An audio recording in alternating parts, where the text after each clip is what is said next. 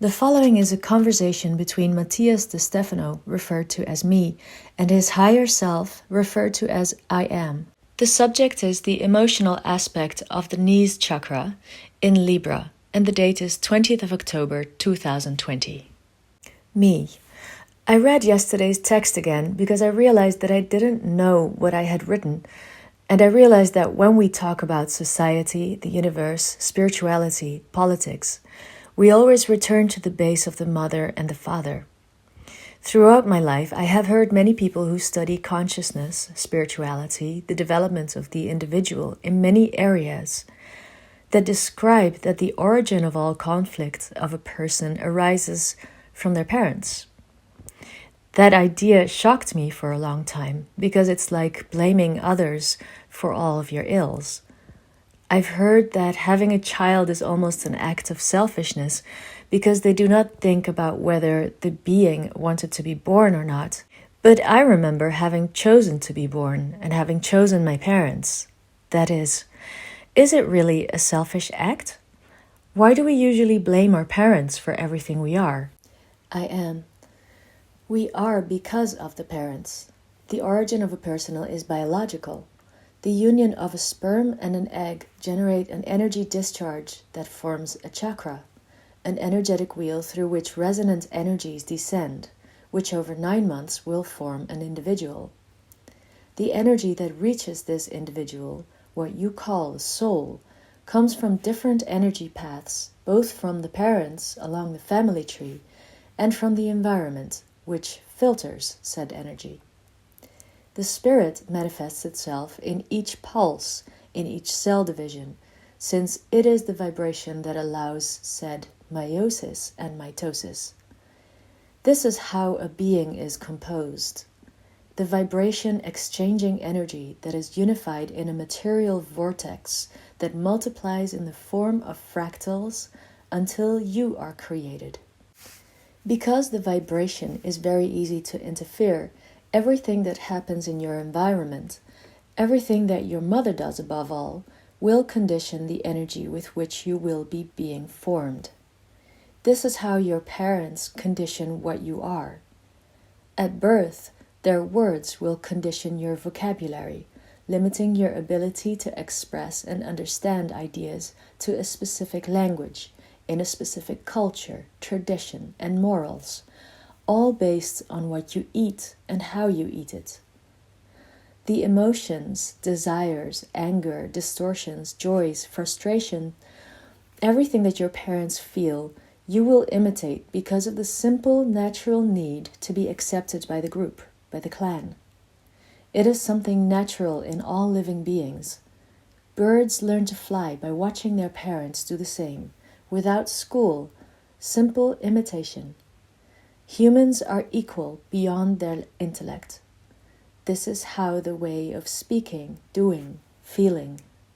Me. But what about the personality itself? I am. It's always there. The real essence, that of each individual, is like the pulp of a fruit, while the peel is everything that it absorbs from the outside.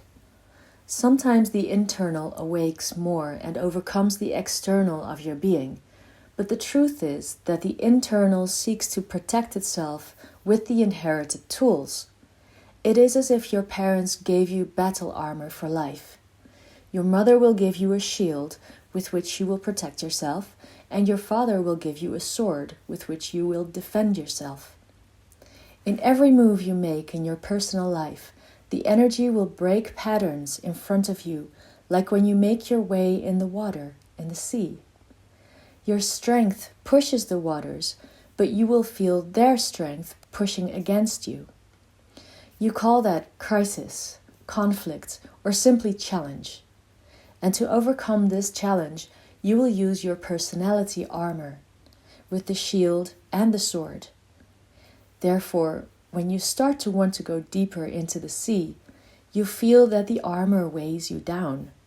And you ask yourself, at what point did I put so much weight on myself? To swim, the shield and the sword hold you back, sink you, and you wonder who gave them to you, and why do you still carry them if the environment is different now? Because in the mountains and the rustic and harsh plains of physical life, the armor defends you. The sword frees you from enemies, but on the path of flow, in the sea, in the ocean, all that weight drowns you. That's when you remember, the sword belongs to my father, and the shield belongs to my mother, and both gave me this armor that now does not let me advance, and drowns me in the sea of consciousness. Me, quite graphic. I am, and there, in desperation, you tell yourself that you must free yourself from the weight that your parents have put on you, the karma, the pain, the heavy inheritance received, the beliefs, patterns, dependencies, the struggle, the prejudices, all that comes from mom and dad. Me. So, what do I do? I am. You have two options. The first is to get rid of both by dropping the armor, sword and shield, so they fall to the bottom of the ocean. This will allow you to swim, but when you reach the other side, you will be unprotected and you will never be able to recover what you lost in the dark bottom of the oceanic subconscious. Me, with which what we call freeing, we would be treating today more as liberating. I am. Both arise from the same etymological origin, liber, who is not tied to anything, but one recalls the quality of becoming free, and the other refers to the quality of exerting force to free oneself from the bonds. In the first case, the process is subtle and harmonic. The second is forced and painful. Me. Everything I've heard about breaking free from parental patterns then is more about breaking free, getting rid of what we've been given so that we can swim with ease and freedom. But as you said, this will give me problems when I get to the other side, since I will find myself totally unprotected. I am. That's right. There is a great truth in the concepts of father and mother. Two of their cells have given rise to the millions that make up you today. You are your father and mother. You cannot get rid of them because they not only live in you, you are them. Me, sure. It's much deeper because we see ourselves as separate individuals, but it's like thinking that the apples that hang from a tree are not the tree, when in fact they are an extension of it, and inside are the seeds that will replicate to the same tree. So if I can't get rid of them to move forward, what do I do? I am. That's the second option. Go back to the coast. Go back. Me. It's the opposite of normal thoughts of moving forward, right? I am. When you have to jump over a big crack, do you stand on the edge and stretch your leg to see if you can make it? Me. No, I take distance to be able to run and take momentum to jump with force. I am. So you go back. Do you understand the logic? Just as to jump up, you lean down. To jump forward, you need to seek force backwards. When you're with your parents, you don't see the patterns well. When you move away from them, you begin to see them clearly. And here there are two types of people. Those who get angry with their parents for everything they did to them, and then try to surpass them and get rid of them. Or there are those who, seeing everything in perspective, decide to return and honor them, returning the sword, the shield, the armor in the form of a hug. This last form not only takes a weight off your body, but also your soul. For your energy honors itself in your parents. Me. You shall honor your father and mother, which is honoring yourself. I am. Love your neighbor as you love yourself. Well, it is yourself. Me. Going back isn't always bad. It's the key to being able to move forward with more strength. I am. Then recognize your mother and father. There is an incessant struggle between these two concepts. As we said yesterday, this duality generates conflicts, female and male, feminine and masculine, positive and negative, night and day, moon and sun, matrix and pattern. They have dualized to the point of seeing them as opposites. Me. when they are inevitably complementary. I am. Mom and dad are not only the most pronounced words in history by a person, as well as the first for most, but they also come from the roots that recall the tissues of the universe, the Heavenly Mother and Father. The first mother that we all have is the divine matrix, the creative womb that generates all the networks and systems that shape existence. The first father we all have is the divine pattern, also called the law, which dictates the paths within the fabric of the mother. That is, the missions, the destinations, the intentions and purposes. If the mother says what, why, and how, the father says where, with whom, and for what. From the origin of creation itself, we are all determined by the concepts of mother and father, even if they are not biological. Thus, you will inevitably be determined throughout your existence by your parents, for they are not individuals, but concepts of the energy that allows your manifestation, positive and negative. Me. What about those without parents? I am. That's ridiculous. They all have father and mother. Whether you know them or not, they live in you. And sometimes there are fathers and mothers who weave our body, and other fathers and mothers who weave from the soul, and others from thought. But both energies will always be present in you from all levels. You can never say, I don't have parents, or I don't know them. Every time you look in the mirror, there they are. When you look at those who have raised you, there they are. Me. What about same-sex marriages, where they have two mothers or two fathers? I am. First, marriage exists only in heterosexual couples. Me. Because? I am. The word says it. Matrimonio, which comes from matri meaning mother and monio meaning one only. Marriage defines the man who marries a single woman who will be a mother. Simple. Me. So there is no such thing as gay marriage, right? I am. No. There is the union of people. It's that simple. Biologically, everyone has a father and a mother. But as I said, in the soul, everyone can be a mother and father, because beyond the physical body, a mother is the one who gives nutrition, love, support, and a father is the one who gives protection, guidance, teaching. Do you think these concepts are exclusive to women or men? Me. No, because one and the other can do all those things. I am. Well, simple. From the soul, everyone can be a mother and a father, regardless of sexual gender. You have not had a father. Why? Me. I remember deciding not to have a father before I was born. I told myself that the moment would come when I was older, and for that reason, until I was 27, I decided not to meet him. I am. What is your relationship with your parents? Me. My mother had me when she was 17 years old. She was only with my father that one time. My father had denied that I was his son. My mother didn't care. The first time I remember my mother's soul was around the year 600 or so of our era. She was a general in the Arab army. Of course, I remember seeing her strength and presence, and only one thought crossed my mind. When the time comes, I want him to be my mom. I always saw in my mother the feminine and masculine aspects. She was my father and my mother at the same time.